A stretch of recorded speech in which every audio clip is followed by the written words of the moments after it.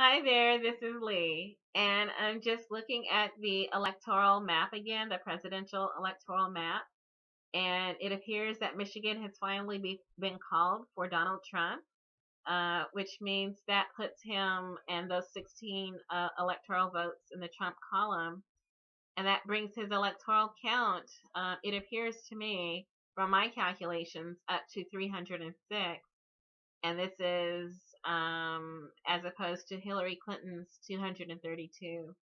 So it's actually not even close. It's about, I guess he's about 73 electoral votes ahead.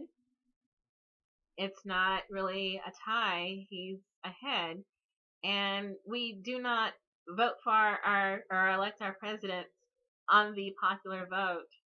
The popular vote is a statistic, but the electoral vote is what actually gives the nomination or the presidency. The popular vote does not deliver the presidency, the electoral vote does. This is in our U.S. Constitution. It's the law of our land. It's been the law of our land for over 200 years, since the founding of this nation, just about.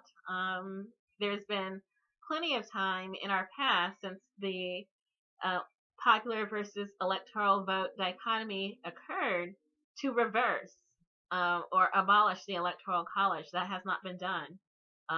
It was not done any of the previous times where there's been a dichotomy in the vote this way. And so it remains the law of the land that we hire our presidents based on the electoral college.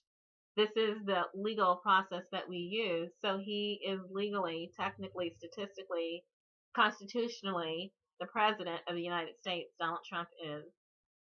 So the protests that are being planned against his presidency, I feel they are out of order and useless. They are a waste of time because he was legally, constitutionally elected. The law of the land is on Donald Trump's side. Um, it's a waste of time. Um, there's also an attempt, I believe, to intimidate, harass, and threaten presidential electors into switching their votes. This is a very bad thing to do. It's a mistake. I don't support it. And I think it's very ugly behavior that should stop. And this is because this is something that you wouldn't want to happen to you. We had discussions of voter suppression and intimidation for the general population at the ballot box. It was wrong for that. It was wrong then, and it's wrong now with the electors. This is not the way to conduct oneself, to become the monster that you are trying to claim that you're fighting. It's out of order, and I don't support it, and I hope people cease what they are attempting to do. Rather than do that, waste time, energy, and goodwill to do that, I think a better focus of time and energy are on the progressive causes that have been championed by several campaigns. Bernie Sanders, for one, the $15 minimum wage. We've made some advances in some states getting there. It These are things to protest for, rather than protesting against Donald Trump. Protest for a cause that you believe in. Lobby for a cause that you believe in. Protest for clean water in the Missouri River. Protest for the Sioux Nation, who is making every effort to do the heavy lifting of everyone downstream from them, all the way down to the Gulf of Mexico. It is Sioux Nation who is taking the full brunt and doing the heavy lifting of everyone else to protect clean water sources in the Dakotas, down the Missouri River, down the Mississippi River. Um, Protest for clean water in Flint, Michigan. Protest for renewable energy options. In fact, protest for the Green New Deal. I think protests and demonstrations are fine when they are for a purpose that is legit.